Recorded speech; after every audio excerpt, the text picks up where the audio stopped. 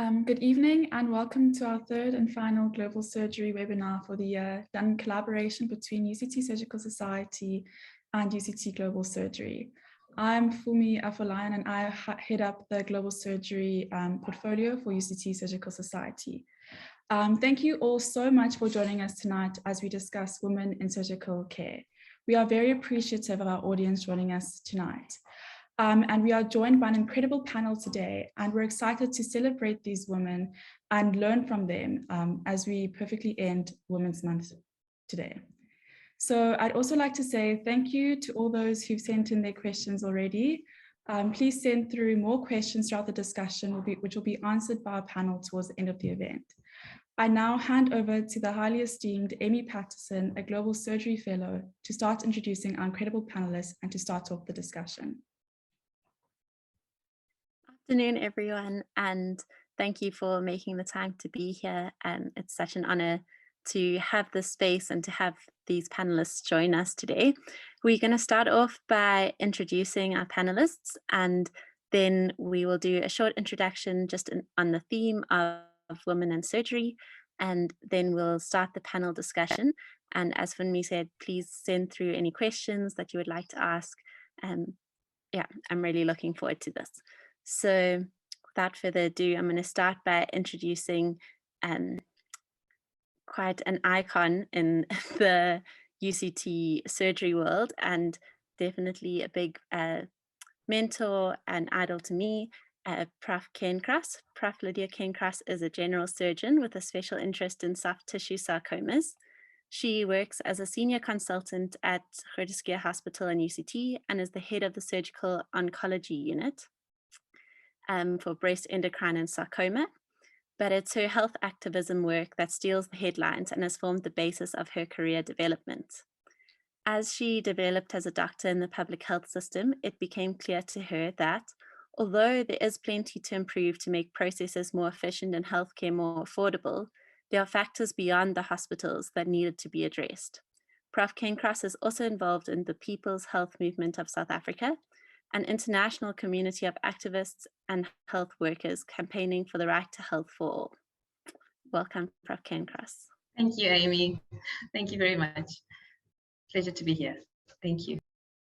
I'll now be introducing Dr. Mbatani. Dr. Mbatani is a gynecology oncologist and currently works as a senior consultant in the Gynaecology Oncology Unit in the Department of Obstetrics and Gynaecology at GSH and is head of the unit. Her special interests include uterine malignancies, genetic cancers, minimally invasive surgery, cervical cancer screening, and medical education. She is also a member of the South African Society of Obstetricians and Gynecologists, the International Gynae Cancer Society, the European Society of Gynae Oncologists, and the Medical Association of South Africa. And we are very pleased to have her join us here today.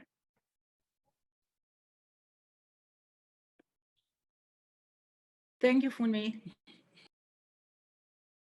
I'll now be introducing Dr. Nisha Jacob.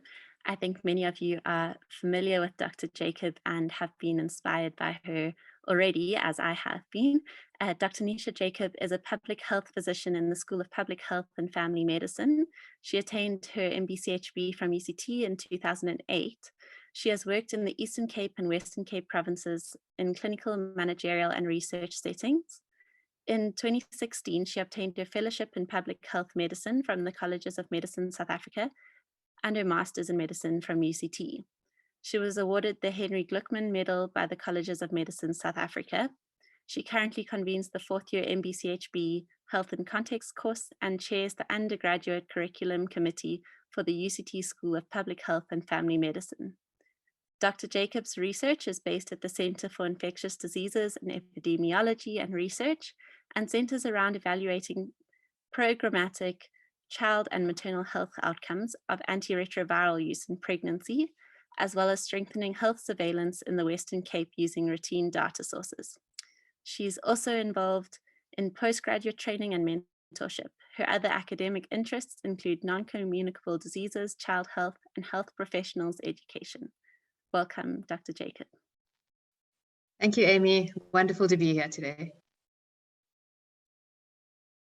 Introducing the next powerhouse in our panel, Dr. Ramafikeng is a senior lecturer in the Division of Occupational Therapy in the Department of Health and Rehab Sciences at the Faculty of Health Sciences here at UCT. She worked as an occupational therapist in mental health practice in Lesotho before joining UCT as an academic support person and part-time lecturer. In 2016, she was then appointed as a lecturer and is currently the president of Occupational Therapy in Africa Regional Group, an official branch of the World Federation of Occupational Therapists. She's an undergraduate program convener for the Division of Occupational Therapy and serves on several committees within the Faculty of Health Sciences at the University of Cape Town.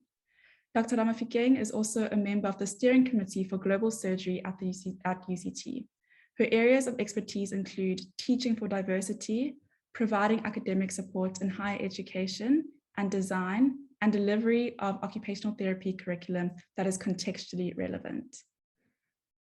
I'll now hand over to Amy to do a brief introduction for our discussion today. Thanks, Funmi. For anyone who's arriving slightly later, I'm Amy Paterson. I'm a research fellow from UCT's Global Surgery Division, and I'm incredibly honored to be invited to co-chair this meeting. I was asked to start by just giving some background on women and surgery. I'm going to touch on women as both surgical care providers and as surgical patients. So the first female surgeon was Dr. Miranda Stewart, who spent her surgical career as a military surgeon in the British Army, practicing as a man under the pseudonym Dr. James Barry. Her gender was only discovered at her autopsy in 1865. She spent much of her time in the military hospitals in Cape Town, actually, and was the first recorded surgeon to do a cesarean section in Africa in which both mother and baby survived. Dr. Barry reminds us of the tradition and legacy of medicine that we are all likely aware of as a strictly male-dominated field. But as we entered the 21st century, a shift was apparent. Women now make up greater than 50% of medical school graduates. However, these numbers are not mirrored within surgical disciplines, and women remain underrepresented. When we trace the history of women in surgery, you cannot ignore that certain ideologies have been entrenched for centuries. For example, King Henry VIII famously announced, "No carpenter, weaver, or woman shall ever practice surgery." In 1876, the Board of Examiners of the Royal College of Surgeons of England all chose to resign rather than allow 3 women to sit the diploma in midwifery. The contrast is even more stark in certain subspecialties, with women still only making up 8% of practicing neurosurgeons within the United States and 5.3% in South Africa. There is enough literature, though, that suggests that it is important for the health workforce to be representative of the population's demographics. This has been linked with an improved patient impression on clinical decision-making and enhanced satisfaction with medical care received. Gender diverse groups are also more successful within the scientific community and produce a higher caliber of research, with it being demonstrated that peer-reviewed scientific papers that include both female and male co-authors receive higher citations than gender-uniform papers. Representation in the surgical field is also important because we require women-centered solutions to problems that specifically affect women. And so while this event and Women's Month on a whole are to honor women and recognize the achievement and resilience of women in the face of adversity, I think they are also an important moment to acknowledge how much still needs to be done for all women to have an equal opportunity to be healthy, safe, empowered, and valued. Worldwide, there are still approximately 290,000 maternal deaths annually. In 2018, over 310,000 women died from cervical cancer, around 87% of them in low and middle income countries. A further 180,000 women died from ovarian cancer and 90,000 from endometrial cancer. Alongside the burden of untreated cancer, the health landscape for women is still worrisome in many other ways. According to the Lancet Commission on Sexual and Reproductive Health, some 200 million women have no access to modern contraception. An estimated 25 million women have unsafe abortions every year. 1 in 3 women experience sexual violence. These issues impact dramatically on the surgical burden of disease and disempowerment of women. Despite being neglected, I think that the linkages between access to essential surgical and medical care and gender equity are very clear. And while surgery was once thought of as an expensive and advanced intervention, the global surgery and maternal health communities have led the charge in proving that surgery is a crucial and cost-effective component of a responsive and a resilient health system. And so particularly now, as we mitigate the impact of COVID-19 on maternal health and surgical care, special attention in the form of accurate auditing, accountability from governments and health leaders, increased investment and effective policy change need to be given to comprehensive surgical and medical care in Africa. And it is an enormous privilege to have 4 of the women leading this charge on this platform today. And so without further ado, we are going to start the panel discussion and hear their thoughts and experience of the world of women and surgery. So to start the discussion off, we would like to hear a little bit about the panelists' career journey and notable achievements. Dr. Mbatani, we thought maybe if you are happy to start that off and give us some of your thoughts, and then we'll open up to whoever wants to add after that. Okay, sorry, let me just admit. Thank you, Amy. As the oldest in the African tradition, I think I should be the one who should open this stage. So I matriculated 40 years ago. That it would be 41 years now in 2021. So you can imagine how many years ago that was. So at the time, can you hear me? Can you hear me? Okay. So at the time, I was one of the 2 best students in Port Elizabeth. But by best student, I meant best student in the township, because the education was different between the township education and the education that was received elsewhere by other students. But that was my greatest achievement. And unfortunately, due to socioeconomic reasons and the conditions at home, I decided to pursue a degree. I shouldn't say unfortunately, a degree in a diploma in nursing. So that was a 4-year diploma that I did that included midwifery as well. And I think that really steered me to be the person that I am today. And after that, I decided to go and work in Namibia, which was Southwest Africa those days. But I worked for only 18 months when I realized that actually I wasn't doing what I had hoped to become. And so I decided to take a chance, decided to resign from my job, got a scholarship, fortunately, from a German organization, and went to do medicine. That was in 1988. So after medicine, I worked I've always worked in the public sector. Only 1 year did I do in private. I was just doing a locum. So I've worked in Port Elizabeth most of the time as an intern, as a medical officer. And that's where I was inspired by the late Dr. Hussein, and he was the one who motivated me to go and specialize in ONG, which I decided to come and do in Cape Town.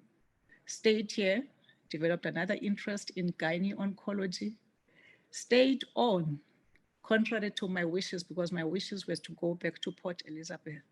But I realized that I am interested in gynae oncology, and I developed a passion in student teaching. And looking around, there was very little Black representation of lecturers amongst UCT.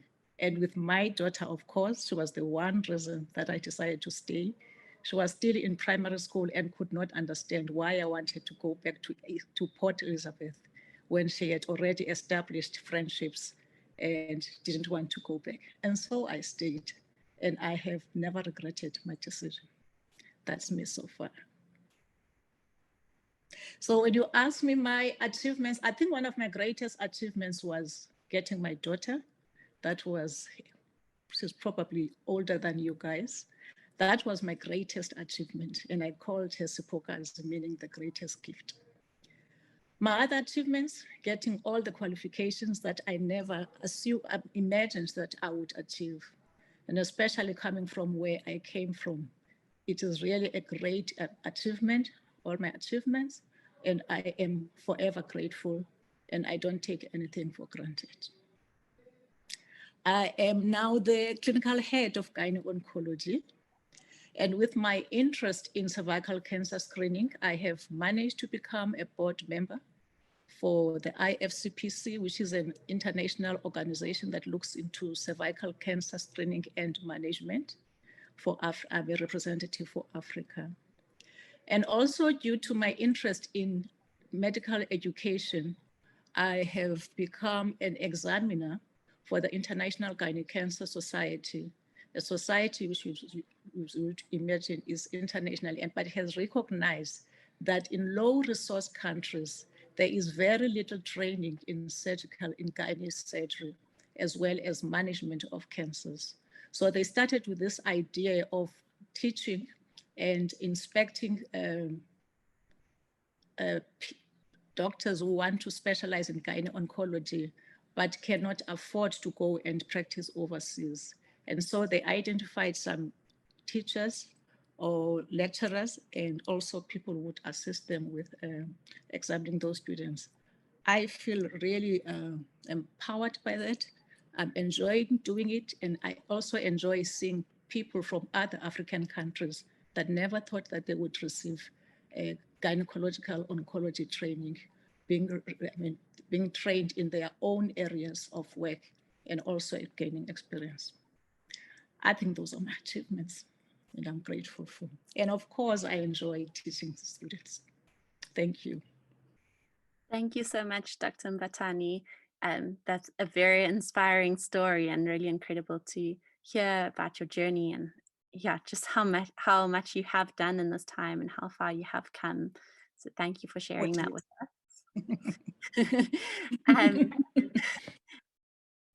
Dr. Ramafikeng, would you like to give us a little bit of your story next? Oh, thanks, Amy. How do I follow that? But I'll try. I'm Matumo Ramafikeng, originally from Lesotho, and I did all my primary and high school in Lesotho, and then I came to UCT in 2000 to do, the intention wasn't to do occupational therapy, by the way. I think I've been drawn to surgery for the longest time because my dream was to become a neurosurgeon. You see, I was aiming very high. But what happened is that when I was in what you would call, I was in Form D, what you'd call, what is it, grade 11, the one before the last one. In Form D in Lesotho, I fell ill, and then my eyes were doing quite funny stuff. So I remember the optometrist asking me excitedly, "What do you want to be?" I'm like, "A neurosurgeon." And she looks at me and goes, "Ah, dear, you'll kill people, so don't even go there." Because my vision was fluctuating up until today. They couldn't figure out what was going on. So stubbornly, after I did the International Baccalaureate Diploma, because you can't come straight to South Africa from our matric. So I had to do years of college before I came here. I still applied for medicine, by the way. And something happened because during my college, actually from high school, my maths teachers kept passing away. So we would spend quite a considerable amount of time without a maths teacher. That was in my final year of high school. And then in college for the 2 years, the first year my maths teacher passed away, the second year my maths teacher passed away. So our maths results were quite bad. So it wasn't as bad, but UCT wanted more because of being a foreign national as well.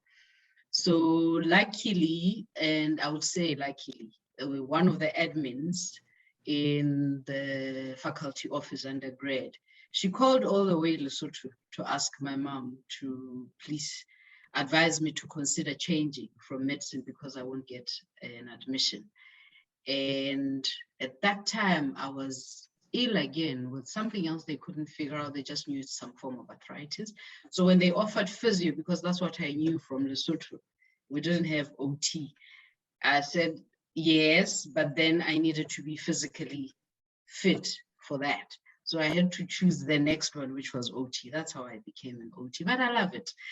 And after qualifying at UCT, I went back home to Lesotho. I was one of the 3 first OTs in the public service, which was quite an achievement. It was difficult establishing a practice and having to explain what exactly we do.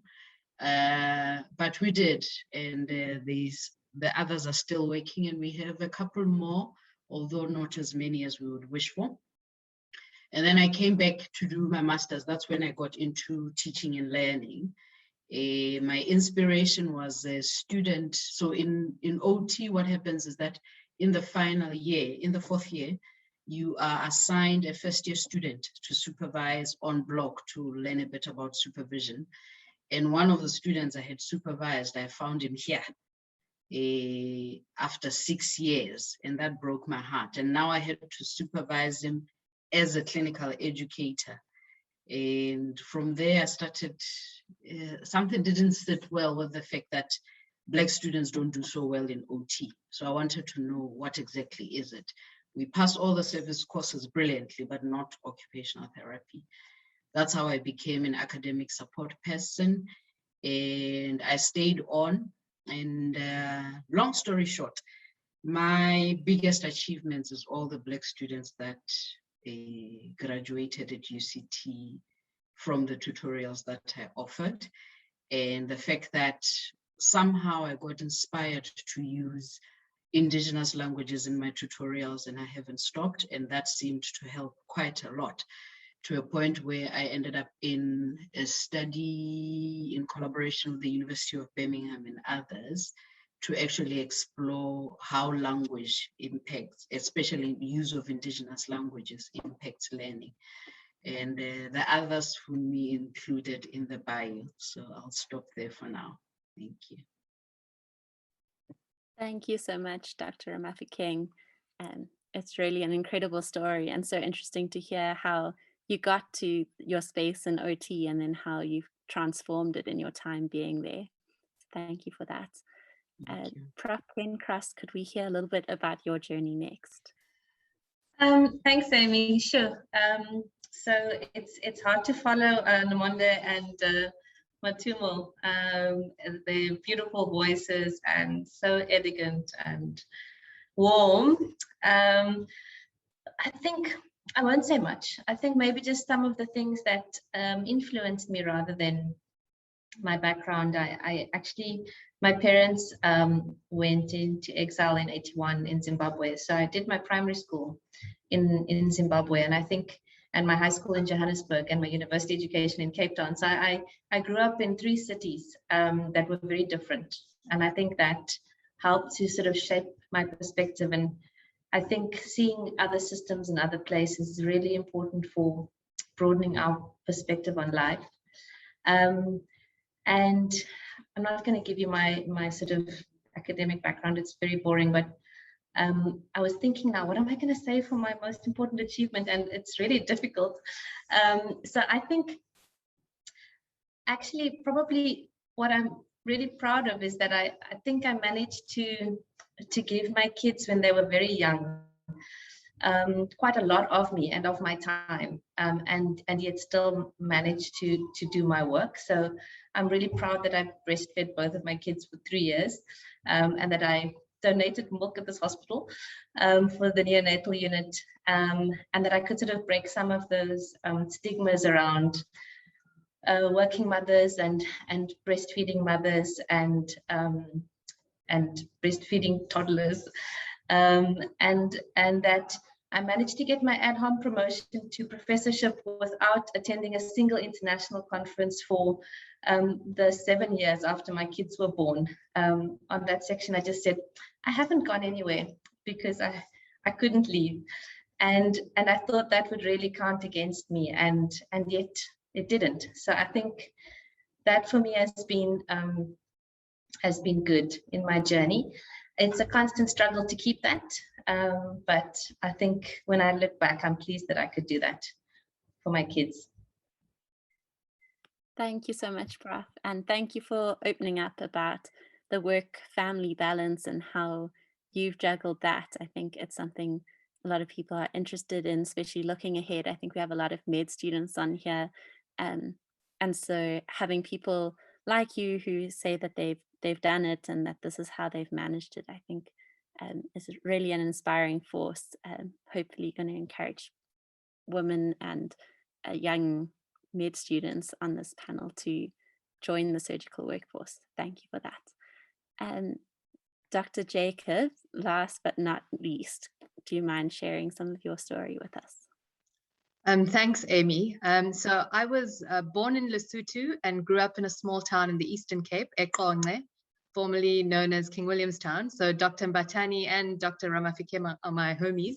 And I studied medicine here at UCT and privileged to have been taught by two of those on the panel today. And then did my internship in both the Eastern Cape and Western Cape provinces. And my internship was a very interesting time because I also got married to my husband, who was a registrar in cardiothoracic surgery at the time. And then later in my internship, I became mother to our beautiful daughter. And so during my community service, I was really drawn to pediatrics, which was the clinical specialty that I loved from my undergraduate days. But I felt that my experience in pediatrics at that point was different, having become a mother myself. And so almost all the children I looked after were accompanied by their mothers. And when children died, I found myself sharing their sorrow more deeply. And I found this quite a significant difference to prior to being a mother. And I found myself questioning society and the system that had failed these families, which pushed me to think more broadly on what went wrong in that patient's journey. And that spurred me on to start a few small projects in the pediatric ward, which looked at broader systemic issues. But I often found that my colleagues were too burnt out to get on board, and that itself was another systemic issue. And it's ultimately those experiences that motivated me to choose a career where I could improve the system and contribute to better patient and staff experience. And I went to find out more about a career in public health. And I specialized in public health medicine at UCT and subsequently took up a consultant post in CIDA, the Center for Infectious Diseases, Epi and Research. And then later in the Division of Public Health Medicine in a position that had more undergraduate student involvement, which was a great passion of mine. And then once settled in the research environment, I've now taken the next step by becoming a student again and pursuing a PhD, which I'm currently working on. So, you know, if I think about achievements, so in the transition from clinical to public health, I found that my job became less rewarding in some ways, because in the clinical environment, one feels more gratified on a regular basis in interacting with patients and helping to address a clinical problem. But in public health, improving the status quo can take years and can leave one despondent along the way. And we often overlook any achievements.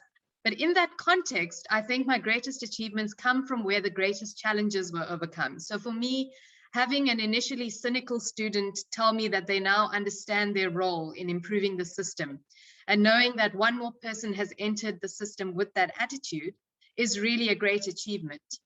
And on a personal level, I think my greatest achievement, looking at my career as a whole, whilst being a mother, would be managing the dual pressures of a demanding career and being able to raise my daughter as a compassionate, socially conscious young woman of integrity. And I think that would count as the greatest achievement and contribution thus far.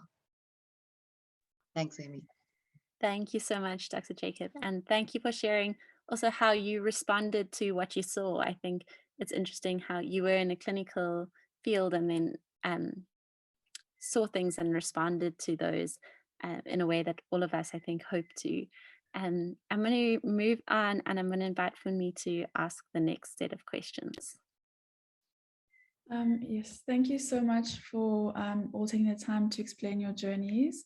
I'd now like to ask a bit more about the challenges and the unique obstacles that you have faced along the way. Please may I start with you, Prof Cairncross.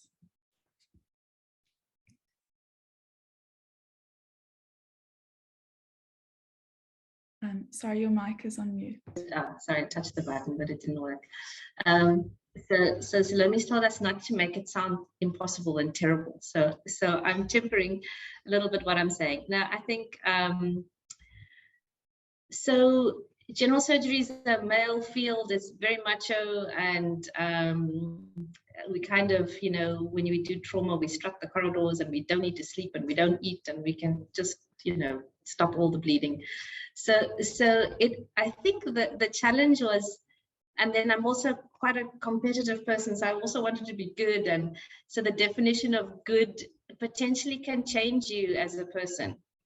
So I think, funny enough, the challenge for me was trying to stay what I think a lot of people would call soft, in the way that I get really involved with patients, which is a difficult thing to do during COVID, I have to tell you. But, you know, sort of not developing that armor that sometimes happens because you're in a hostile environment. So anticipating that people are going to treat you differently, or, you know, because you're short and female and look a bit younger than everyone else in the room, that there's going to be attitude towards you. So trying to maintain a positive and compassionate approach to your job and to the people around you, I think has been an interesting challenge for me. And I think for many women in surgery, that's the case. And your pendulum swings depending on how tired and burnt out you are, or how well the last operation went. But I think that has been a challenge, not an insurmountable one, but it has been there. And I think, you know, for women entering the field, we almost have to make a decision about holding our, that we are not trying to be men in the sense of the way that we are when we are there. That success is not about being macho and being arrogant, about, you know, having the last word on everything. That there is a strength to the feminine which needs to come in back into the medical terrain, which is about you are also a mother and you are also caring and you are also engaged. And I think that celebration of the strength of the feminine has been a challenge for me, because I also came from a very male-dominated political current. So recognizing that and celebrating that, and being a mom actually helped with that a lot as well. So I'll stop there.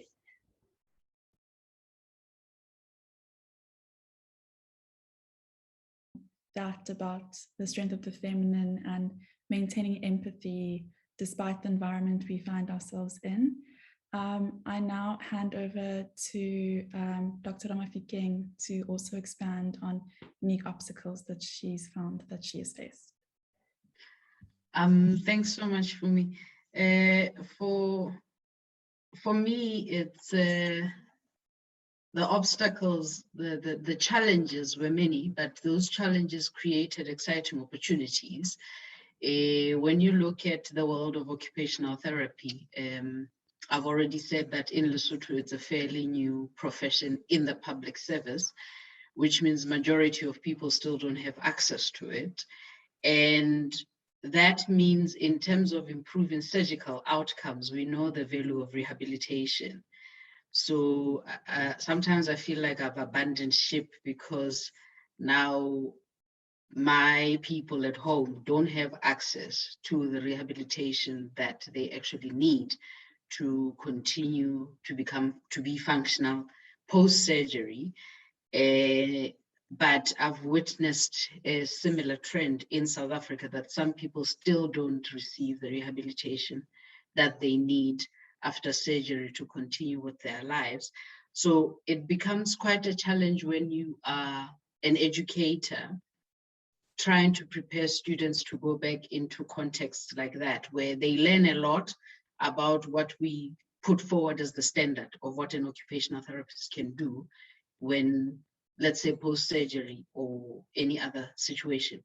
But then they going back to resource-constrained environments that really limit, or in a way question what they were taught, especially when we talk about Black African communities, the occupational therapy still challenges me a lot because its discourse is still so white middle class, and we teach it like that. But then there has to be such a shift when people go and serve the Black communities that it becomes difficult to do. So I've tried my best in the examples that I use, especially in class. Yes, we still apply the theories that come from the North, but I try to adapt them such that I speak to stories of this context. And I use myself a lot because I come from a village very deep in the mountains of Lesotho, where we only had electricity connected in 2018 when I graduated for my PhD, so for the first time. So being able to show how to overcome things that in the higher education sector are often referenced as, especially our backgrounds, as the issues that make it difficult for African students to perform best. So I'm trying to disrupt that story to say, actually, that background makes me more connected and understanding of the people, such that I can use occupation in a way that's much more meaningful to them, and the therapy is much more helpful. I think that's why I became a mental health OT.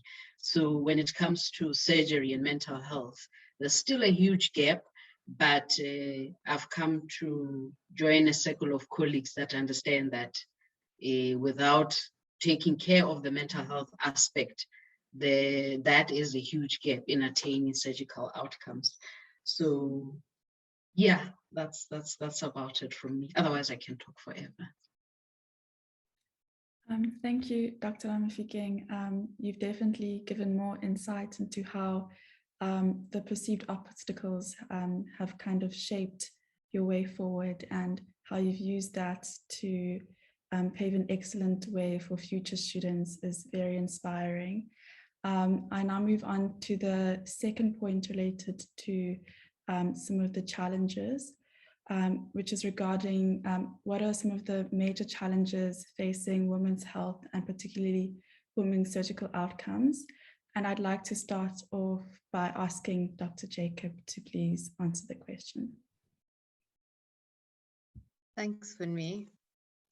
So I think we've heard a lot from both Professor Cairncross and Dr. Ramafikeng about challenges that they themselves have experienced. And now we're kind of changing a bit of direction into broader challenges facing women's health. And I think a lot of those challenges tie in with our own personal challenges in many ways. So for example, myself, coming from a very patriarchal community, in a privileged setting nonetheless, we recognize how, the immense pressure that we have on ourselves to maintain an equally excellent standard at both work and home, and the barriers and the challenges that we actually face in these privileged contexts nonetheless emphasize to me the struggles that other women in far less privileged contexts face, and how we in our positions of power as healthcare professionals can impact on their lives. So looking at women's health challenges more broadly, it's really a very broad question and strongly dependent on the woman's context. But generally speaking, like I tell all my students, when we think about an issue, we should think both upstream and downstream. And if we think about the upstream issues that face women, gender inequality would be at the fore, where unequal power relationships between men and women, a recognition that women actually make up 70% of workers, but occupy far fewer leadership roles.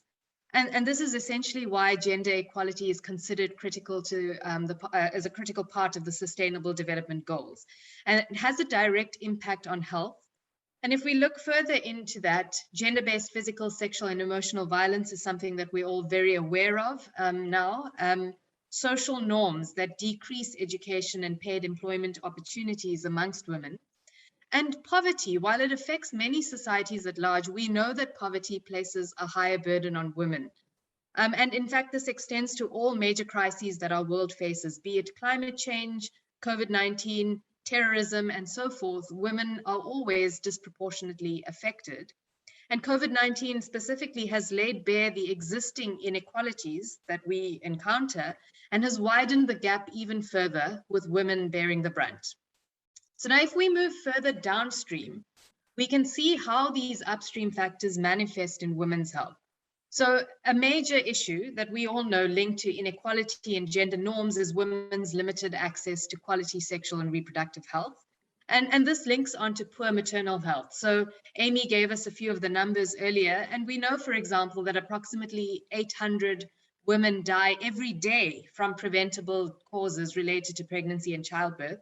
And this is mostly here where we are in sub-Saharan Africa. Adolescent pregnancy, for example, linked to maternal health, is driven by the upstream factors of poverty, lack of education and employment opportunities, and gender norms, as well as limited access to contraceptive methods. But the impact of that is far-reaching.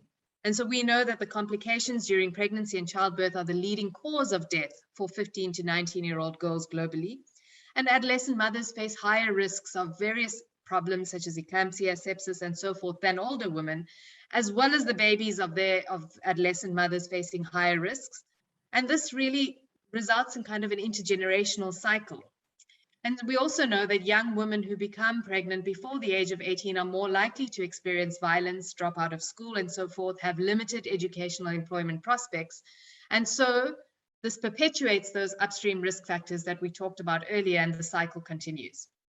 Now, it's also important to recognize in this context that women's health extends beyond reproductive health. So it's not purely focused on that, and recognize notably that non-communicable diseases are the leading cause of death among women, 80% of these being in low and middle income countries and increasing. So for example, obesity, including during pregnancy, contributes to health risks, including surgical risks, and amplifies health inequities across generations. And this is in our own setting in South Africa notable, where 40% of women are obese. And we've seen how this links to even new emerging diseases such as COVID and presents greater risks for these people. And cancers in women, and we have two experts here in cancers in women, particularly cervical cancer and breast cancer, again noting that deaths from these cancers occur disproportionately in low and middle income countries where women present at later stages of disease. So the list of women's health issues can go on and also includes infectious diseases such as HIV and other sexually transmitted infections, female genital mutilation, and so forth. But given that this is a global surgery talk, we should probably take a step further and look at women needing surgical, obstetric, and anesthetic care. And really the key point from me as someone in the public health space is that if a woman is disempowered, this has a direct impact on her health. And without adequate access to healthcare, favorable outcomes cannot be achieved. But when we talk about access, we're talking about the availability, the affordability, and the acceptability of these healthcare services. So many of our UCT colleagues have looked at women's pathways to care, for example, in breast and cervical cancer and the barriers they face. And a woman with good access to primary and secondary level prevention is more likely to present early and have favorable outcomes. And so the COVID pandemic presents us with clear insights on the impact of access to healthcare. And so even in high-income countries, they're seeing poorer surgical outcomes as a result of delayed presentation of patients. And so, for example, if you look at ectopic pregnancies, for example, in many high-income countries, they're noticing that patients present later, require emergency surgical management and excessive blood loss. And if we consider that that's what's happening where access is limited in a high-income country, we can think, how will that affect places where access is already limited and women are already disempowered and have poor access to health? So I suppose that's a good place for me to stop and hand over to some of the experts who are seeing patients in these areas to extend thoughts on these challenges.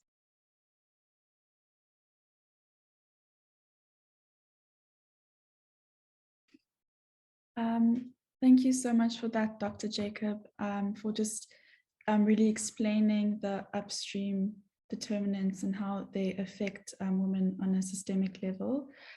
I would like to ask Dr. Mbatani to please expand on this topic, please. I don't think this topic needs further expansion. Nisha has said it all, but most of the time, and when you look at all the issues that she has mentioned, is that women tend to put themselves in the back seat.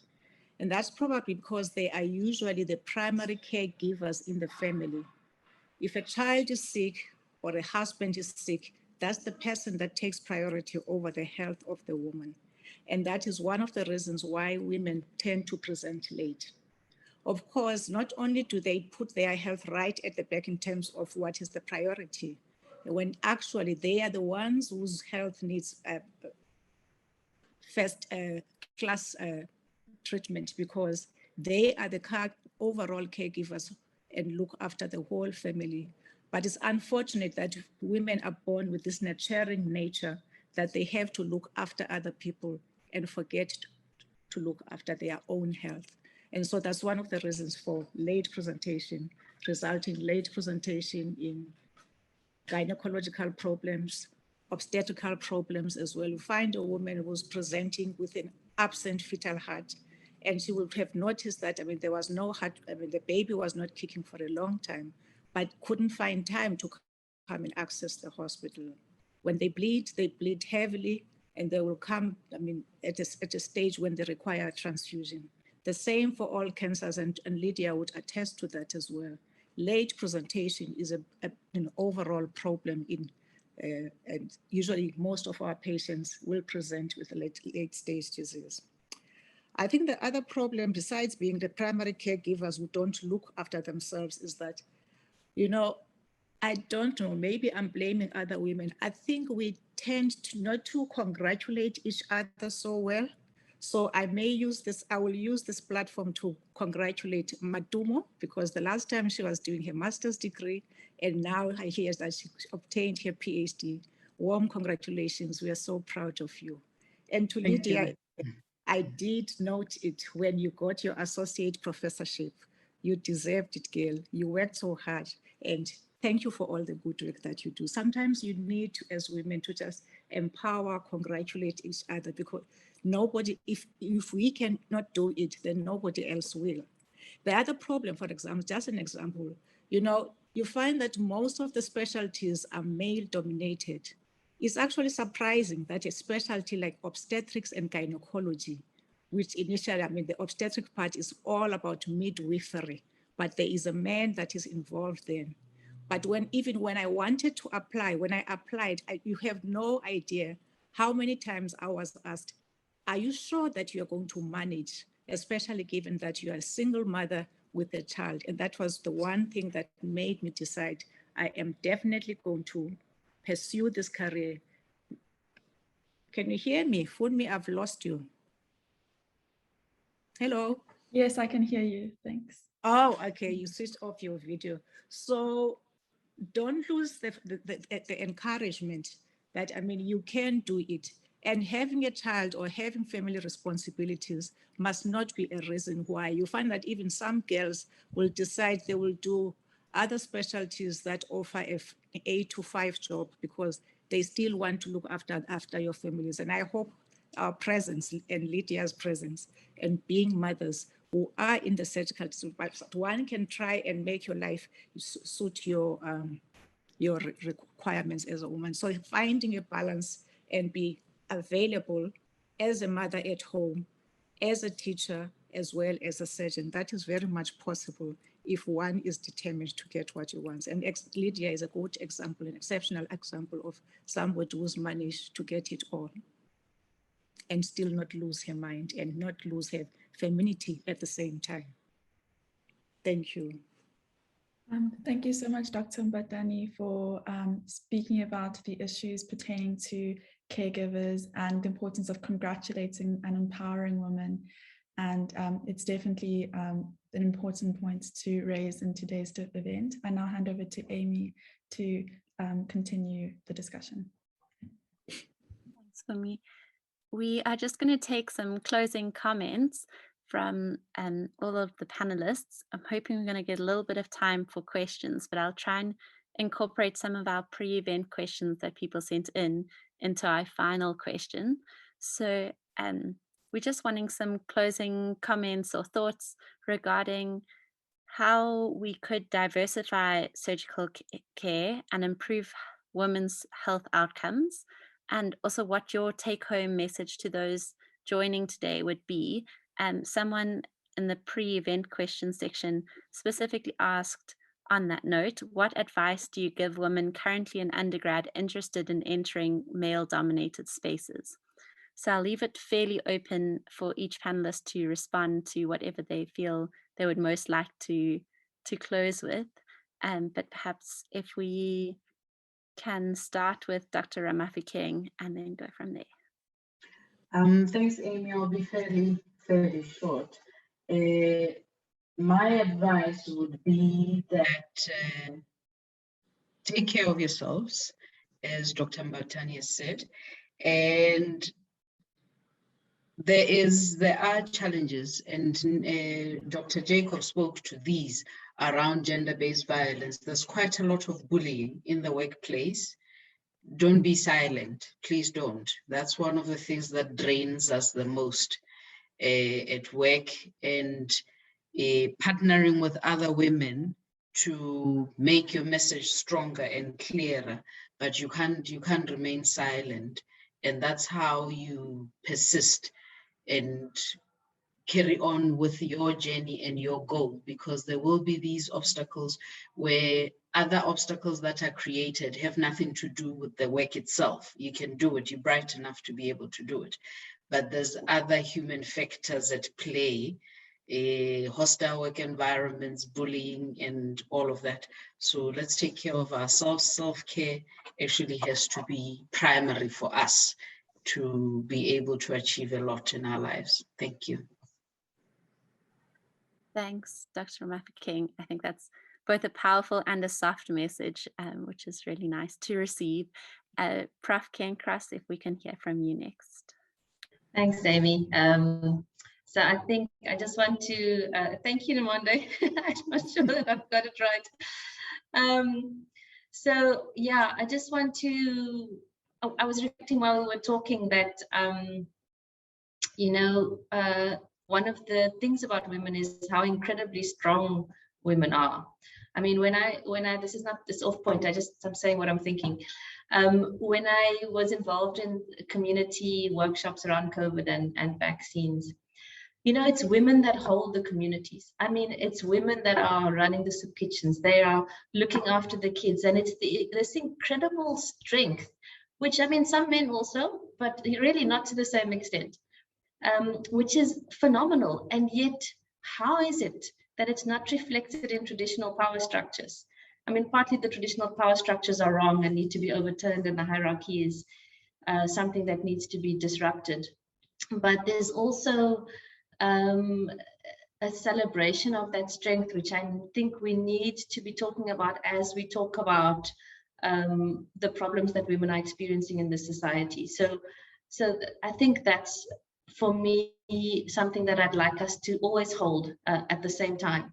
That incredible strength, which, you know, you can see the women on this panel, and I mean, all from, you know, Funmi, Amy, Matumo, Nomonde, Nisha, you know, all of you, you know, you can see it transgenerationally, and it's beautiful to see.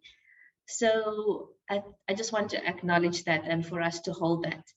And then I think in terms of what to do when you're going into a male-dominated environment is find your allies. I think Nomonde referred to this, and your allies are often women, but there are also men who are allies. People that will support you, people that you can cry on their shoulder, people that can say, yes, we're experiencing the same thing. No, you're not crazy. That was a sexist statement, or that was racist. So to look for and to find your allies, I think we don't do it enough. We need to do it more. But also, as more senior people, we need to consciously be creating that space for people to see us as allies. And to support one another, because in the end, all of our careers are about human relationships. It's about who you connect with and how you do that, and the learning is almost incidental to that. So build those relationships and those allies and those friendships. Thank you so much, Prof. I think as you're talking, I was just thinking how often we taught at med school that women are a vulnerable population group. And while that's true, I think you're adding to that narrative that they're also a powerful population group, and then we need to hold those two narratives together. So thank you for sharing that. Dr. Jacob, can we have you next? Sure, Amy, thanks. So I think to echo what others have said, really identify and learn from other women mentors and role models. So both Dr. Mbatani and Lydia taught me when I was in med school. And I remember those tutorials well, because we came out of those tutorials thinking, wow, those were inspirational women. You know, they show us how that it can be done. And that really inspires young students who are looking out for, you know, where should they head in their career. So that's really, really important. That role modeling is really important. And be a mentor to other women and encourage increased participation in leadership, in public health, in science, in surgery, and so forth. And recognize that the challenges that we face provide insight and experience that can be used in other contexts. So we can really use those challenges to our advantage because we have a lot more insight into dealing with those challenges, and use the power that you have both as women and as healthcare professionals to advocate for women's rights and gender equality. And use these experiences to raise and inspire our own daughters, nieces, students, and young women to be independent, confident, and motivated, and learn to believe in themselves while remaining respectful and humble and feminine. Thanks, Amy. Thank you so much, Dr. Jacob. And then again, last but definitely not least, the woman who started it all off, Dr. Mbatani, will you give us your closing thoughts, please? The elder. So, yeah, the three ladies have said it all. But I think the one thing that women struggle with is to try, because it's a male-dominated environment. And I think, was it you, Amy? No, it wasn't you. We try to be macho. It was Lydia who mentioned that. And then people start swearing and they start being rough with everyone. But, you know, don't try to change to fit into the environment. Be yourself. And whatever type of person that you are, remember that you are actually contributing to the environment. I'm coming from an environment where I was a nurse before. I'm coming from an environment where I was a mother, but I can never allow the environment to change me. I will always say thank you to the nurses, and I insist on that to the surgeons that I teach. You thank the people that have assisted you. So if you are a kind person, don't allow the environment to change you, especially if you know that the attribute is a positive one and not a negative one. So don't try to fit in and be like a man. Retain your femininity, retain your kindness, retain your warmness. You are contributing. Don't think just because the environment is different, you have to be exactly the same as other people. It is quite good to have different personalities, different traits, and that all adds up to an environment that is workable, where everyone can relate to a particular individual. So don't change who you are. And remember the other thing, when I came and I was offered the consultant post, it was at a time that I was doubting myself. And I knew that, you know, I'm being offered this post because I'm a Black and I'm a female. And one of the senior registrars, in fact, she was senior, she was a consultant, said to me, don't undermine yourself. Your presence here and your contribution, you are doing something wherever you are. Just be aware of the fact that there is a contribution to the work environment, a contribution to the society. Don't try to change, and you are contributing whatever it is that you are doing. You are contributing to society at large. Thank you. Thank you so much for those words, Dr. Mbatani. I think that's a very fitting way to close. Having a look at all of our pre-event questions, I think our panelists have managed to answer all of them in their closing comments. So unfortunately, I don't think we have time to open for live comments, but fortunately, all of our panelists are around Cape Town and UCT. And so if you are at UCT, I'd really encourage you to seek them out and to seek their leadership and their mentorship if you come across them in your path, which I'm sure you will. I'm just going to hand over to Katie to close things. Thank you, Amy. So hi, everyone. I'm Katie. I'm the president for 2021. And I just wanted to say thank you so much for such a wonderful panel discussion. It was such an honor to hear from such incredible women in healthcare. You all said you didn't think you could follow on or meet the standards of the previous speaker, but you're obviously all just very humble because you were really all excellent and as brilliant as the next. And I loved listening to each of your stories, and I felt like I was almost like a fly on the wall sitting in on a chat you were all having over coffee. And as just a lowly medical student, I felt so privileged to listen in and get to know you all. And I'm definitely leaving this webinar feeling so inspired and almost rejuvenated, hearing about your passions and achievements.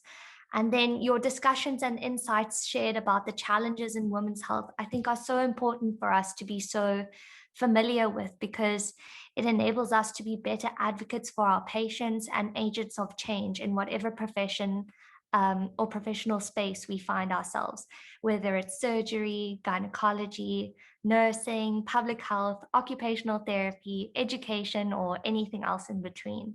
So thank you all so much. I can't think of a better way we could have ended off this Women's Month. And then just from a UCT Surge Soc side, I just wanted to say, please keep an eye out on our social media pages for our upcoming events and projects. We have the Scrub Run approaching very fast, and the Global Surgery Symposium is happening on the 18th of September. So make sure you get your tickets for that if you're interested. We also have workshops and so much more. So yeah, please check out our social media.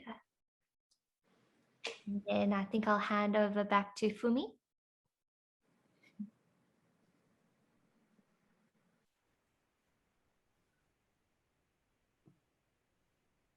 Giving thanks and helping close the event. I'll hand over to Amy to say a few words. Thanks, Amy. I think just to echo Katie's thanks to all of our panelists. We really appreciated you taking out the time to speak to us, and we know how busy all of your lives are. Prof Cairncross, I think, sent a message at 4:20 saying she was in theatre and she managed to make it here. So we really just appreciate you fitting us in, and really not just fitting it in as another event, but really talking from your hearts. And then thank you to everyone who attended today for your time and for investing in SurgeSoc and in global surgery as a concept. And we hope that you'll continue this journey and that one day you might be one of the panelists that are invited to speak at something like this. And thank you all for your time. Thank you so much, everyone. Thanks for the invite. Appreciate it. Thank you very, very much. Thank you. Lovely discussion. Thank you so much, all. Thank you. Thanks, Matumo. Thanks, everyone. Yeah. It was Thank you, fantastic. man. Thank you. Thanks. Bye.